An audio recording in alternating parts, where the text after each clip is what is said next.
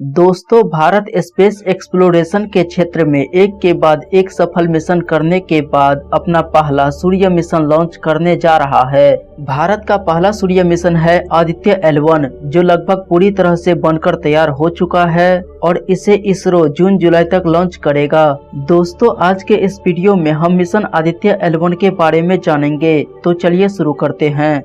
Aditya L1 mission का नाम Sanskrit word Aditya पर रखा गया है, जिसका मतलब होता है सूर्य, और यहाँ पर L1 का मतलब होता है वो लैग्रेंजियन पॉइंट जहाँ इसे स्थापित किया जाएगा। दोस्तों, सन अर्थ के नियरेस्ट स्टार होने के वजह से वैज्ञानिकों के लिए हमेशा से फैसिनेटिंग रहा है। पिछले कुछ सालों से सन के ऊपर कई थियोरिटिकल वर्क और एक्सपेरिमेंटल ऑब्जर्वेशन किए गए हैं, जिससे हमें सूर्य और दूर दराज के तारों के कई रहस्यों का पता चला है। लेकिन अभी भी कई ऐसे अनसॉल्व्ड साइंटिफिक मिस्ट्री हैं जिसका जवाब ढूंढने में दुनिया भर के साइंटिस्ट लगे हुए हैं। उदाहरण के लिए सूर्य का सतह यानी कि फोटोस्फीयर का तापमान 6000 डिग्री सेल्सियस है, लेकिन वही फोटोस्फीयर से 1000 किलोमीटर दूर के क्षेत्र, जिसे सूर्य का कोरोना कहा जाता है, का टेम्परेचर 10 लाख से लेकर 20 लाख डिग्री सेल्सियस तक होता है, जो अभी भी वैज्ञानिकों के लिए एक रहस्य बना हुआ है कि आखिर सूर्य से इतना दूर होने के बावजूद भी यह सूर्य के सतह से अधिक गर्म कैसे हो सकता है। इसके अलावा सूर्य से समय समय पर निकलने वाले सोलर फ्लेयर ने भी वैज्ञानिकों को हैरान करके रखा है। ऐसे ही कई सारे सवालों के जवाब ढूंढने के कोशिश में इसरो ने आदित्य L1 मिशन को लॉन्च करने का प्लान बनाया है। इसरो ने यह डिसाइड किया है कि वे इस सैटेलाइट को अर्थ से 1.5 मिलियन किलोमीटर दूर लैग्रेंजियन पॉइंट 1 के अराउंड हेलो ऑर्बिट में स्थापित करेगा, जहां से यह सैटेलाइट बिना किसी ऑब्स्ट्रक्शन के सूर्य को ऑब्जर्व करेगा और वैज्ञानिकों को जरूरी इंफॉर्मेशन भेजेगा। यह मिशन सन के कोरोना, क्रोमोस्फीयर और फोटोस्फीयर को स्टडी करने के अलावा सोलर इरप्शन और मैग्नेटिक फील्ड के उतार चढ़ाव को भी स्टडी करेगा।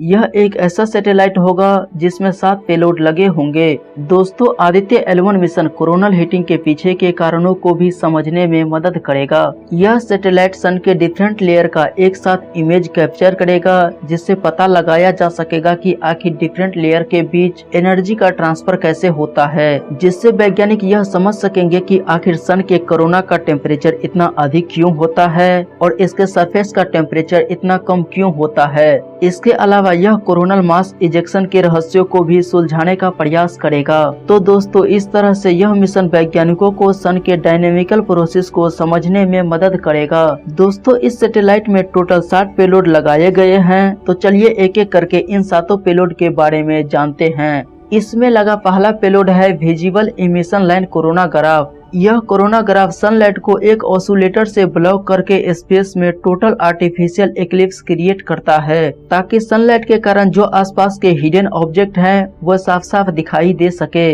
इस पेलोड का टोटल वेट 170 केजी के लगभग है और इसका मेन ऑब्जेक्टिव सोलर कोरोना के डायनेमिकल प्रोसेस जैसे वेलोसिटी, टेम्परेचर और डेंसिटी और कोरोनल मास इजेक्शन को मेजर करना है। दूसरा पेलोड है सोलर अल्ट्रावायलेट इमेजिंग टेलीस्कोप। यह पेलोड सन के 200 से 400 नैनोमीटर के वेवलेंथ में इमेजिंग करेगा और सोलर इरप्टिव इवेंट को समझने के लिए सन के फोटोस्फीयर और क्रोमोस्फीयर की फुल डिस्क इमेज प्रोवाइड करेगा। इसका टोटल वेट लगभग 35 किलो के लगभग है। तीसरा पेलोड है solar low energy x-ray spectrometer. इस पेलोड को लगाने का मुख्य उद्देश्य एक्सरे फ्लेयर को ऑब्जर्व करना है, जिससे कि सोलर कोरोना के हीटिंग मैकेनिज्म को स्टडी किया जा सके। चौथा पेलोड है high energy L1 orbiting x-ray spectrometer. इस पेलोड का मुख्य उद्देश्य सोलर कोरोना में हो रहे डायनेमिकल इवेंट को ऑब्जर्व करना और इरप्टिव इवेंट के दौरान सोलर इनर्जेटिक पार्टिकल को एक्सेलरेट करने में यूज हो रहे एनर्जी का अनुमान लगाना है। पांचवा पेलोड है plasma analyser package for Aditya.